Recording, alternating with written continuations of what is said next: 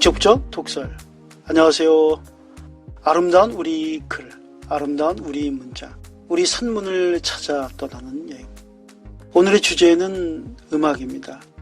음악에 관한 여러 글을 제가 찾아서 준비하고 있는데, 오늘은 제가 오랫동안 꽁꽁 싸매놓았던, 숨겨놓았던 글을 하나 소개하기로 하겠습니다. 빅토르 최에 관한 글을 오늘 소개하기로 하겠습니다. 여러 작가가 글을 썼는데 저는 유익서라는 분의 소설이 가장 매력적으로 읽혔습니다. 1995년에 2권짜리로 나온 음악 전기라고 할까요? 빅토르 최에 관한 글인데, 최근까지 본 중에서는 이 책이 가장 매력적으로 제 마음을 붙잡았습니다. 오늘 소개하기로 하겠습니다. 빅토르 최 마지막 영웅, 유익서. 세상에는 죽고 나서도 살아있는 인물이 있다. 인류의 기억과 수명을 함께하고 태양과 별들의 운행과 영원히 운명을 같이 하는 인물이 그들이다. 빅토르 최, 그도 그런 사람 가운데 하나일까? 그러나 빅토르 최, 그를 인류 역사와 궤를 같이 할 그런 훌륭한 인물이라 단정하기에는 어딘가 망설여지는 데가 없지 않다. 왜냐하면 그의 생전의 활동이 인류 문화 발전에 공헌한 다른 위대한 인물들의 공적과 견주기에는 어딘가 적절하지 않아 보이기 때문이다. 그는 인류에게 새로운 이상사회 실현의 길을 제시한 위대한 사상가도, 또 인류 평화에 기여한 종교가나 정치가도 아니다. 그렇다고 인류 생활의 편익과 발전을 위한 결정적인 이기를 발명한 과학자도 아니다. 뿐만 아니라 국가를 위침으로부터 구해낸 용맹스러운 장군도 아니며, 위험을 무릅쓰고 오지를 탐험하여 신계지를 열어준 탐험가도 아니다. 그리고 인류 정서순화에 이바지한 톨스토이나 차이콥스키 같은 위대한 예술가도 아니다. 빅토르 최, 그는 소비에트의 록가수 겸 영화배우였다. 그러므로 그를 인류 문화 및 역사 발전에 크게 기여한 위대한 인물들과 견준다는 것은 참사가 백조처럼 여겨지기를 기대하는 것과 다를 바 없을 것이다. 비록 그렇다고 하더라도 문제는 남는다. 그가 죽은 지 5년이 지난 지금까지도 그를 추모하여 러시아 전역에서 그의 무덤을 참배하러 오는 끊이지 않는 젊은이들의 행렬은 어떻게 이해해야 할까? 그리고 지금까지도 변함없이 모스크바의 아르바트 거리에 있는 그의 추모의 벽을 날마다 찾아와 무리를 이뤄 그의 노래를 합창하며 그를 추모하는 젊은이들은 또 무엇인가? 가슴 뭉클한 그런 광경을 지켜본 사람들은 그가 아직도 러시아 젊은이들의 가슴 속에 생생히 살아있음을 부정하지 못할 것이다. 그래, 빅토르 최. 그는 분명 죽은 지 5해가 지난 지금까지, 그리고 다음 언제가 될지 모를 그때까지 러시아 젊은이들의 가슴 속에 생생히 살아있을 것이다. 빅토르 최. 그는 1962년 6월 카자흐스탄 공화국 크질오르다에서 출생했다. 28살이던 1990년 8월 라트비아 공화국 리가에서 그는 사망했다. 아버지는 최동열이라는 한국인 2세였고, 어머니는 발렌치나 바실리 예브나라는 우크라이나 태생의 러시아인이었다. 5살 때 레닌그라드로 이사하여 그곳에서 성장했기 때문에 빅토르에게는 카자흐스탄에 대한 추억은 거의 없었다. 그는 그림의 천부적인 재능을 타고났고 목각 기술 또한 탁월했다. 그는 15살 때부터 시를 짓고 거기에다 곡을 붙여 노래를 불렀다. 그리고 1982년 봄 키노라는 록그룹을 조직하여 그 리더로서 노래하고 연주했었다. 가수로서 한참 명성을 얻어갈 무렵 그는 영화 감독들의 권유로 영화 몇 편에 출연하였다. 영화에 출연할 때마다 그는 가식적인 연기가 아닌 평소에 자신의 모습을 그대로 보여주려고 노력했었다.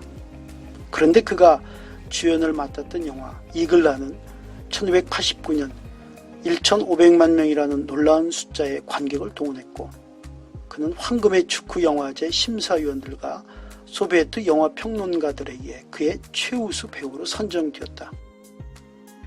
1990년 6월 모스크바 올림픽 주 경기장 루즈니키 스타디움에 성화대 점화를 하고 그곳을 가득 메운 청중들을 상대로 공연을 했고 그의 노래는 소비에트 전역에서 애창되었다. 그의 공연장 입장료는 천문학적 숫자를 기록했다.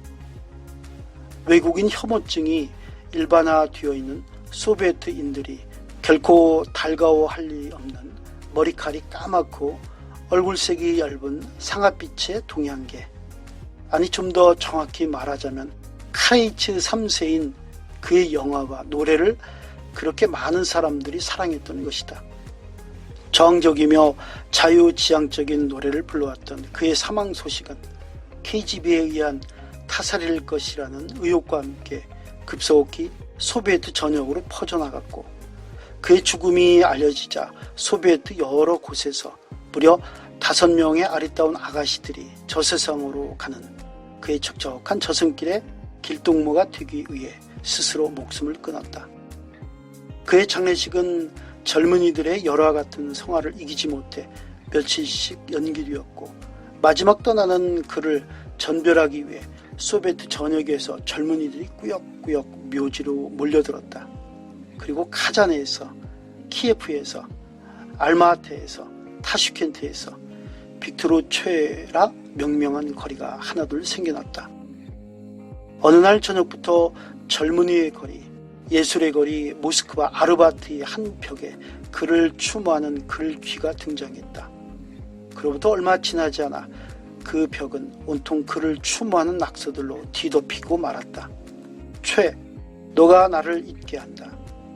빅토르, 너는 영원히 우리 심장에 함께 있다.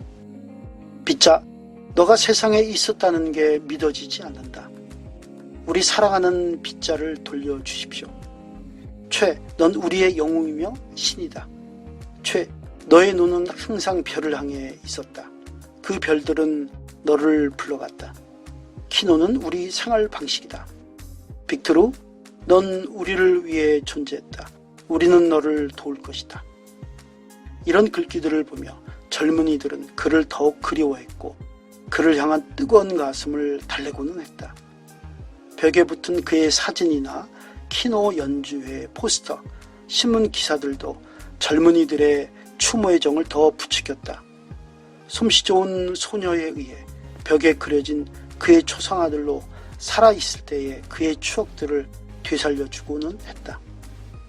앞에서 잠깐 말했듯 아르바트 거리의 빅토르 최벽 앞에는 밤이 되면 안개처럼 내리는 가로등 아래 수십 명의 젊은 남녀들이 모여 그가 생전에 불렀던 노래들을 합창한다.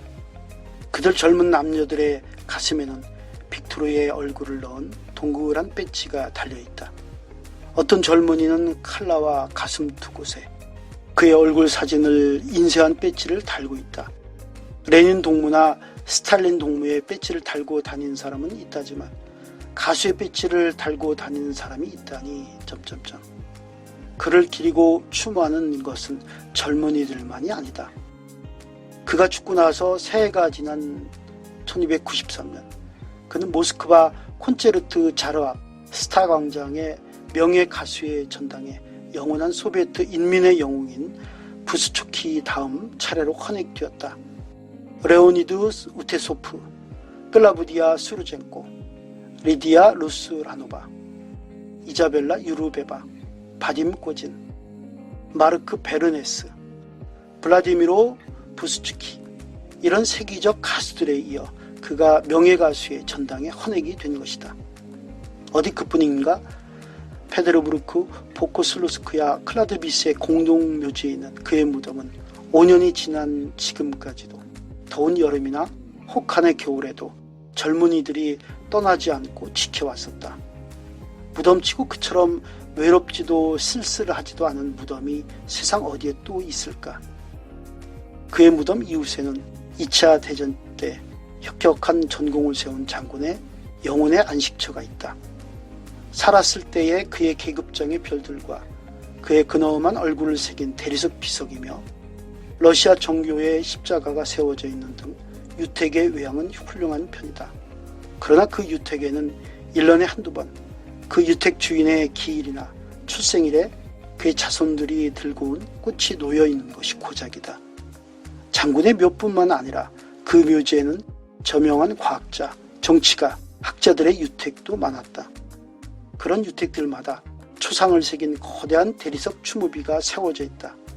그러나 그런 무덤들은 1년 내내 쓸쓸하다.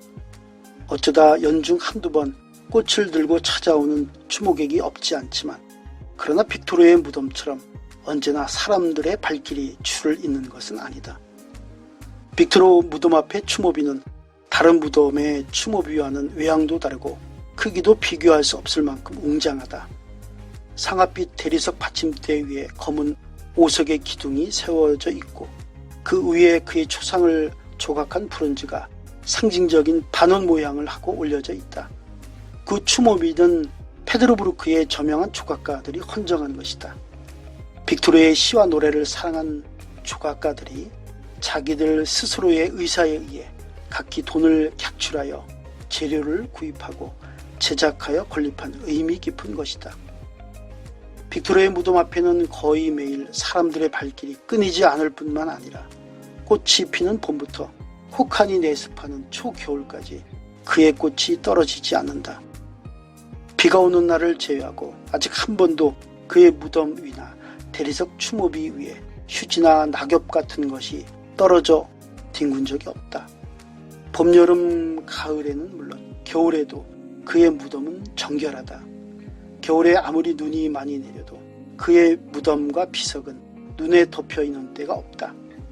봄, 여름, 가을에는 가까운 곳에 텐트를 치고 숙식하며 그의 무덤을 지키는 젊은이들이 있고, 겨울에는 가까운 관리사무소에 딸린 공중변소에서 생활하며 그의 무덤을 지키는 젊은이들이 있기 때문이다. 그리고 비가 내리거나 눈이 내리는 날을 제외하고 그의 무덤 추모비 받침대 위에는 그가 살았을 때 그토록 즐겨 태우던 담배가 연기를 피어올리며 놓여있지 않은 날이 없다. 추모비 옆에는 그의 연주 모습을 담은 높이가 4m가량 되는 대형 브로마이드가 세워져 있고, 추모비 앞에 세워진 몇 개의 걸개에는 그의 무덤을 찾아온 추도객들이 걸어놓고 간 갖가지 기념품들이 주렁주렁 매달려 있다. 돈이 있는가 하면 반지가 있고 목걸이가 있고 손수건도 있다. 돈이나 귀중품이 없는 어여쁜 어떤 아가씨는 종이에 성난 듯 몇 자를 급히 휘갈겨 매달아 놓고 갔다. 거기에는 더러운 자식이라는 욕설이 씌어 있었다. 그리고 그 밑에는 왜 죽어? 라고 되어 있었다. 그가 얼마나 많은 젊은이들로부터 사랑을 받았으면 묘지 관리소의 마리아 부인께서 그토록 분개했겠는가.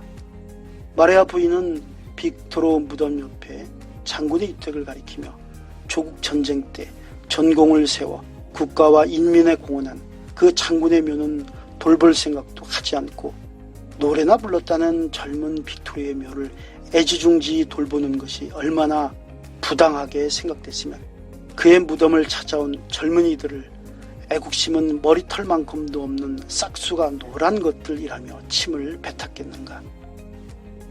어쨌든 빅토르는 죽고 난 지금 살았을 때는 상상도 할 수 없을 만큼 많은 사람들로부터 사랑을 받고 있다. 그래, 죽고 나서도 그는 사람들의 가슴속에 생생히 살아있는 것이다. 네, 이 글은 소설가 유익서님의 빅토르 최 마지막 영웅이라는 책의 앞부분에 있는 글입니다. 더 길게 이어지는데 뒷부분은 잠깐 제가 생략했습니다. 그리고 빅토르의 일대기가 그려져 있습니다. 이 글을 쓰신 소설가 유익서님은 1274년 한국일보 신춘문예에 부곡이 당선됐고 1278년 중앙일보 신춘문예에 또 소설 우리들의 축제가 당선됩니다. 주요 작품들이 새남소리, 가스등, 아벨의 시간, 비철 이야기, 표류하는 소금, 또 바위 물고기, 한산 수첩, 고래 그림 비 등이 있습니다. 또 예성강 새발까마귀 등 장편 소설도 있고요. 그리고 동아대학교 한국어문학부에서 교수로 근무했었습니다. 대한민국 문학 신인상, 이주옥 문학상, 펜문학상, 성균관 문학상 등을 수상했습니다. 이 책이 1995년에 나온 책입니다. 빅토르 최. 1990년 8월에 세상을 떠났는데 그해 겨울에 우리나라 서울에서 공연이 예정되어 있었습니다. 근데 아쉽게도 서울 공연까지 연결되지 못하고 그해 8월에 세상을 떠났습니다. 교통사고에 대한 여러 가지 그 이야기들은 유튜브나 영화에 자세히 나와 있습니다. 참 알 수 없는 의문의 교통사고라는 생각들이 많습니다. 2010년 8월 16일은 그의 20주기로 러시아 곳곳에서 추도식이 있었다고 합니다. 그리고 지난 2018년에 또 우리나라의 선물 같은 영화가 또 개봉됐죠. 영화 레토. 빅토르 최 일대기를 그린 영화 레토라는 영화가 개봉됐습니다. 이 레토라는 영화는 칸 영화제에서 사운드 트랙 필름 어워드 상을 수상하기도 했습니다. 이 영화의 감독은 키릴 세레브레니코프였습니다. 이 감독이 또 자유에 관해서 발언을 하시는 분인데 당시 가택연금을 받은 상태에서 만든 작품이라는 특징이 있습니다. 그리고 이 영화의 그 주연 빅토르 최의 역할은 아주 매력적인 배우 유태호 씨가 그 영화에서 주연으로 활동했습니다. 빅토르 최의 음악은 참 매력적인 아주 세련되지 못한 날 것 같지만 그러면서도 매력적인 보컬과 음악이 빅토르 최 그리고 그의 그룹 키노의 음악입니다. 제가 오늘 읽고 나서 이 뒷부분에 빅토르 최의 곡을 제가 좋아하는 곡 한 2곡 정도를 연결시켜 놓겠습니다.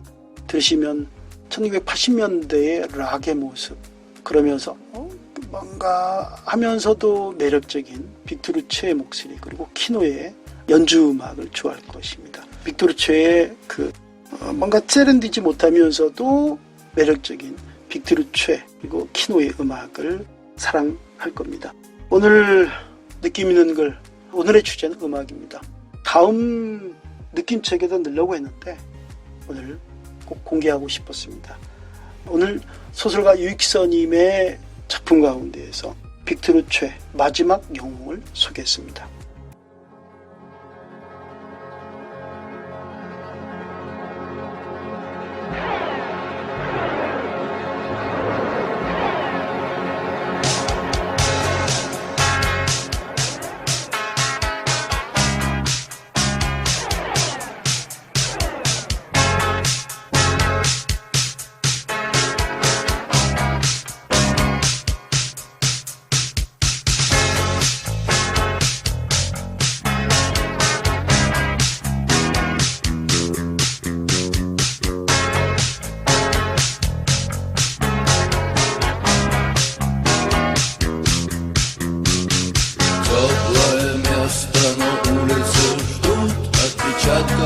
Наших ног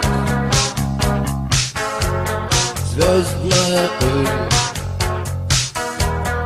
на сапогах, мягкое кресло, клетчатый плед, не нажатый вовремя курок. Солнечный день в ослепительных снах, группа крови на рукаве, мой порядковый номер на рукаве. Пожелай мне удачи в бою, пожелай мне не остаться в этой траве, не остаться в этой траве. Пожелай мне удачи, пожелай мне удачи.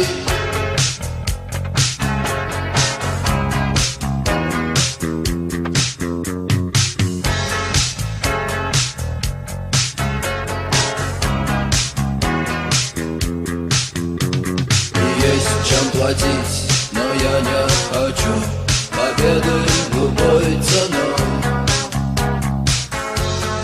Я никому не хочу ставить ногу на грудь. Я хотел бы остаться с тобой, просто остаться с тобой. Но вы все высокая в небе звезда зовет меня в путь. Группа крови на рукаве, мой порядковый номер на рукаве. Пожелай мне удачи в бою, пожелай мне не остаться в этой траве, не остаться в этой траве. Пожелай мне удачи, пожелай мне удачи.